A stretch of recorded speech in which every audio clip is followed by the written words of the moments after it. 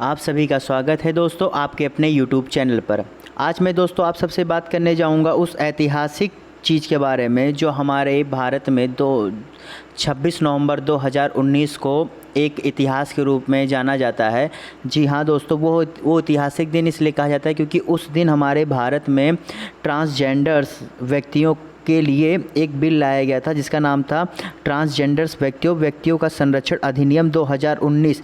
जी हाँ दोस्तों, इसके साथ ही जो हमारे ट्रांसजेंडर्स यानी कि जिसे हम लोग अपने आसपास के वर्ड में छक्का हिजरा कहते हैं, उन लोगों के लिए भारत सरकार ने एक बिल लाया था जो 26 नवंबर 2019 को ये जो आप बिल देख रहे हैं ये 26 नवंबर 2019 को संसद द्वारा पास हो गया था। समझ रहे हैं दोस्तों।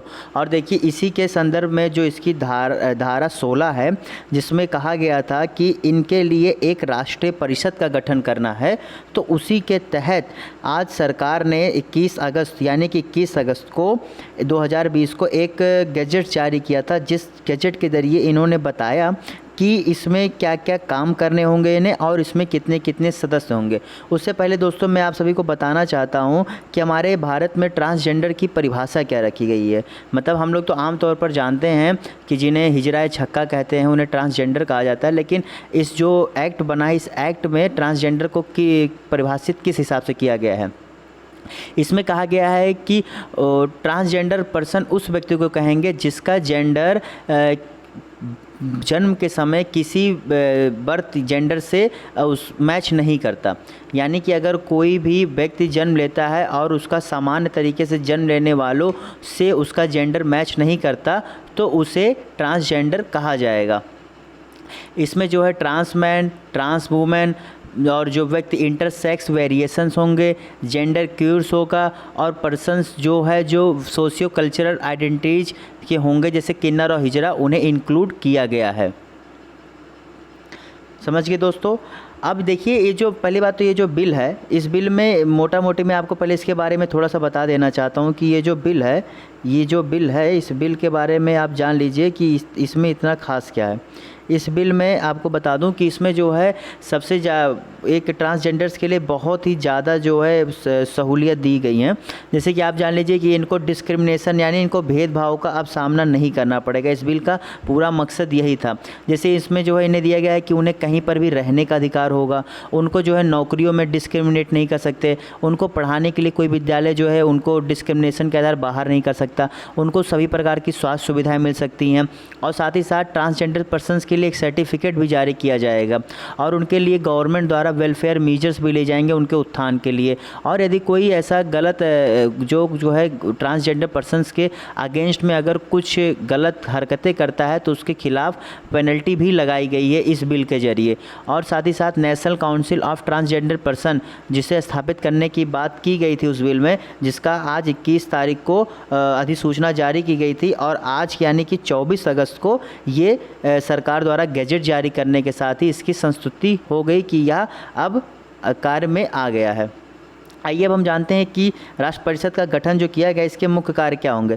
जैसे कि मैंने आपको पहले ही बता दिया कि जो ट्रांसजेंडर व्यक्तियों अधिकारों का संरक्षण अधिनियम 2019 की धारा 16 द्वारा प्रदत्त शक्तियों का उपयोग करते हुए केंद्र सरकार ने ट्रांसजेंडर व्यक्तियों के लिए एक राष्ट्रीय परिषद का गठन किया है, जो कि एक्ट में पहले ही कहा गया था कि हम एक राष्ट्रीय परिषद बनाएंगे और जिसकी अधिसूचना 21 अगस्त 2020 को जारी की गई।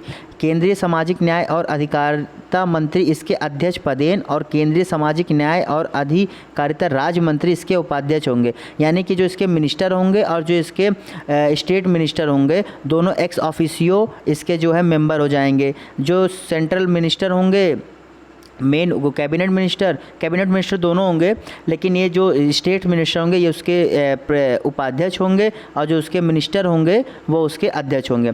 अब देखिए इसका काम क्या क्या होगा। इसका काम होगा कि जो ट्रांसजेंडर व्यक्तियों के संबंध में कानूनी और परियोजनाओं के निर्माण पर केंद्र सरकार को सलाह देना। मतलब ये एक हिसाब से सलाह देंगे कि किस हिसाब से उनके उत्थान के लिए हमें क्या क्या करना चाहिए।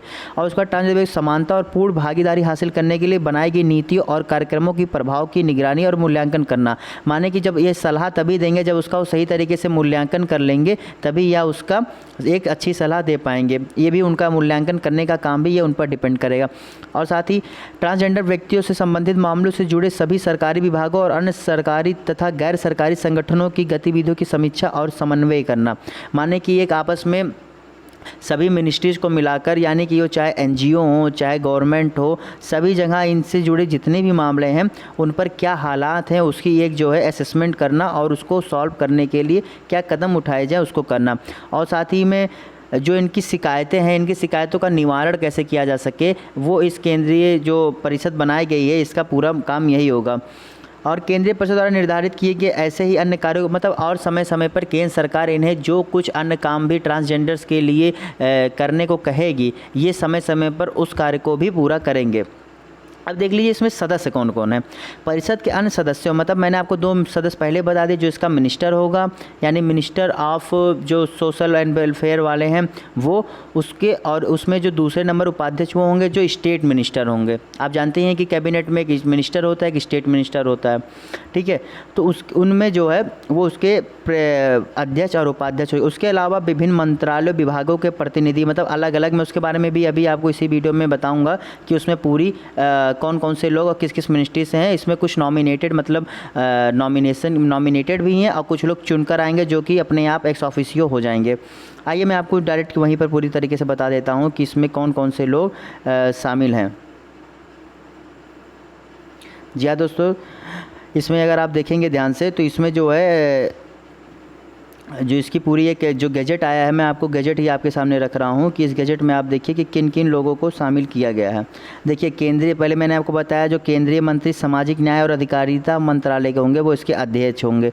फिर राज्य मंत्री जो होंगे सामाजिक न्याय और अधिकारिता मंत्रालय के वो उसके उपाध्यक्ष होंगे। तीसरे नंबर पर इसके पदेन सदस्य होंगे।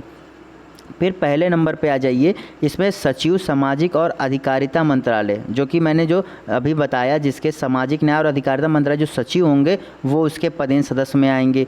फिर दूसरे नंबर पे विभिन्न विभागों और मंत्रालयों के ऐसे अधिकारी जो संयुक्त सचिव के रैंक से नीचे के नहीं हो, मतलब ये जितने मैं मंत्रालय बता रहा हूँ इनमें के वे अधिकारी जो संयुक्त सचिव के रैंक के नीचे के नहीं होंगे वो इसके प्रतिनिधि होंगे। अब वो कौन कौन से मंत्रालय और विभाग ये जानते हैं। स्वास्थ्य और परिवार कल्याण, गृह मंत्रालय, आवासन और शहरी मामला, अल्पसंख्यक मामला, मानव संसाधन विकास, ग्रामीण विकास, श्रम और रोजगार, विधि कार्य विभाग, पेंशन और पेंशनभोगी कल्याण विभाग और राष्ट्रीय ट्रांसफॉर्मिंग इंडिया आयोग संस्थान।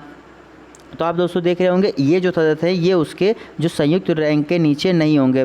निम्नलिखित आयोग ऐसे पद जो संयुक्त रैंक के नीचे के नहीं हो के प्रतिनिधि, इसमें देख लीजिए जैसे राष्ट्रीय मानवाधिकार यानी कि आप जानते ही होंगे, राष्ट्रीय महिला आयोग ये भी हैं। अब देखिए नामी सदस्यों के बारे में बात करते हैं। ये जो मैंने आपको ऊपर बताया ये अपने आप जो है इनके विभाग के लोग अपने आप शामिल उसमें हो जाएंगे। लेकिन अब जो नामी सदस्य ये जो है ये अलग अलग राज्यों से लाए जाएंगे जो सरकारों द्वारा किया जाएगा। जैसे यहाँ आपको पहले नाम है राज्य सरकारों और संघ राज्य क्षेत्रों, उत्तर, दक्षिण, पूर्व, पश्चिम और पूर्वोत्तर प्रत्येक राज्य का बारी बारी से एक प्रतिनिधि। जी हाँ दोस्तों, इसमें जो है ईस्ट, वेस्ट, नॉर्थ, साउथ के हिसाब से एक एक सदस्यों को इसमें रखा गया है। जैसे उत्तर से जो है जम्मू और कश्मीर संघ राज्य क्षेत्र प्रशासन का प्रतिनिधि। फिर दक्षिण से आप देख लीजिए आंध्र प्रदेश राज्य सरकार का प्रतिनिधि। फिर पूर्व से आपको रखा गया है उड़ीसा राज्य सरकार का प्रतिनिधि। पश्चिम से गुजरात राज्य सरकार का प्रतिनिधि और पूर्वोत्तर से जिसे हम लोग नॉर्थ ईस्ट ज़्यादातर कहते हैं वहाँ से त्रिपुरा राज्य सरकार के प्रतिनिधि को रखा गया है। और साथ ही साथ नामी सदस्य में उत्तर, दक्षिण, पूर्व, पश्चिम और पूर्वोत्तर प्रत्येक राज्य से ट्रांसजेंडर्स उभयलिंगी समुदाय के 5 प्रतिनिधि।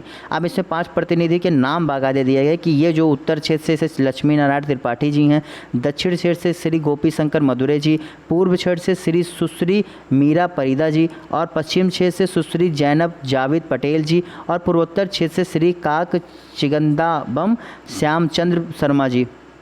ये सभी नामी सदस्य हैं। अब देखिए उभयलिंगी व्यक्तियों के कल्याणार्थ कार्यरत गैर यानी एनजीओ तथा एसोसिएशनों के 5 विशेषज्ञ प्रतिनिधि, जिसमें है श्री आर्यन पासा, जिसमें से बिहार, इसमें देखिए आर्यन पासा है। दूसरे फिर देखिए यहाँ पर लिखा है का श्री बिहार पीताम्बर खा, सुश्री रेशमा प्रसाद गा, श्री पटेल चंदुमाई गणेश दास। और सदस्य सचिव मैंने आपको बताया ही था जो इसके अध्यक्ष होंगे पदेर मतलब एक्स ऑफिशियो मतलब अपने आप हो जाएंगे। जो ये विभाग है, मिनिस्ट्री है, जो सामाजिक न्याय और अधिकारिता मंत्रालय का जो संयुक्त सचिव यानी जॉइंट सेक्रेटरी होगा, वह इसका सदस्य सचिव हो जाएगा। यानी कि मैंने आपको इसमें बता दिया कि इसके किन किन लोगों की इसमें भागीदारी होगी इस केंद्रीय जो गठन किया गया है केंद्रीय परिषद में। तो आई थिंक दोस्तों मैंने इसके बारे में आपको पूरी डिटेल दे दी है, जो इसके गैजेट्स में आया था और इसके क्या इतिहास रहा है और यह किस हिसाब से उन लोगों को एक उत्थान का मार्ग प्रशस्त करेगा। तो चलिए दोस्तों, अगर आपको यह वीडियो अच्छी लगी है तो आप इसको लाइक करें, सब्सक्राइब करें और ज़्यादा से ज़्यादा शेयर करें। और मैं देख रहा हूँ कि आप अगर यह वीडियो देख रहे हैं तो इसमें कमेंट करके यह ज़रूर बताएं कि आपको मेरी जानकारी कैसी लग रही है। तब तक के लिए हम चलते हैं, फिर हम आपसे कल मिलेंगे एक और नई वीडियो के साथ। तब तक के लिए गुड बाय, सब बखैर।